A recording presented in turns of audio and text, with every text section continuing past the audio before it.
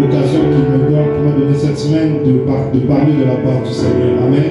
Et je te bénis, toi qui es présent, je te bénis, toi qui as accepté de te déplacer, que Dieu te restaure, que Dieu t'élève davantage, que ce que tu as dépensé pour être ici, que Dieu puisse te le rendre 2 fois plus. Amen. Alors quelqu'un pourra m'aider lire le texte de base.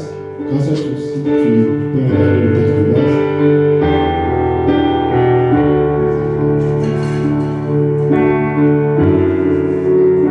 Ecclésiaste chapitre 1, le verset 4.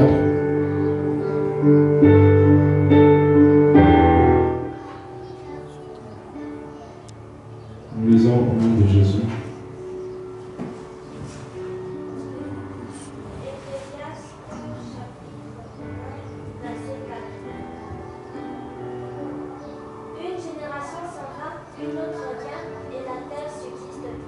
Amen. Est-ce que tu peux acclamer pour la parole de Dieu? Tu peux t'asseoir.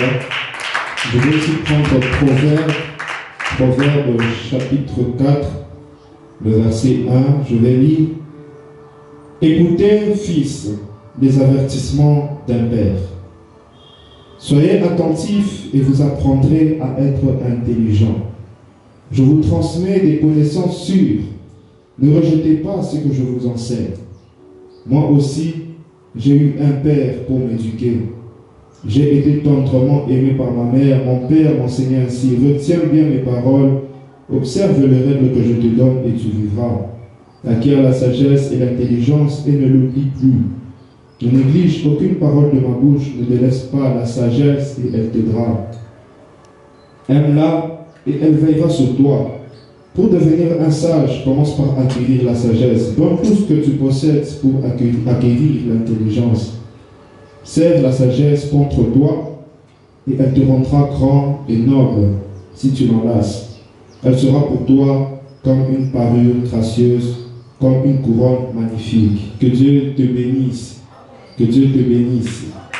Alors, hier, depuis tout le début de la semaine, nous sommes sur le thème de la génération des fils. Amen. Nous sommes sur le thème de la génération des fils. Nous avons abordé sur plusieurs points. Je pense que papa nous a parlé de la différence ou de la convergence qu'il y a entre le père et le fils. Il nous a donné l'exemple d'Élie et d'Élisée. Nous avons été fortement bénis hier. Et moi, j'aimerais continuer sur le sous-thème que je vais aborder, à savoir les caractéristiques d'une bonne génération des fils. Amen. Caractéristiques, je vais ajouter quelques points et ensuite, par la recommandation de Dieu, nous allons fortement prier le temps qu'il nous reste. Amen. Nous allons fortement prier.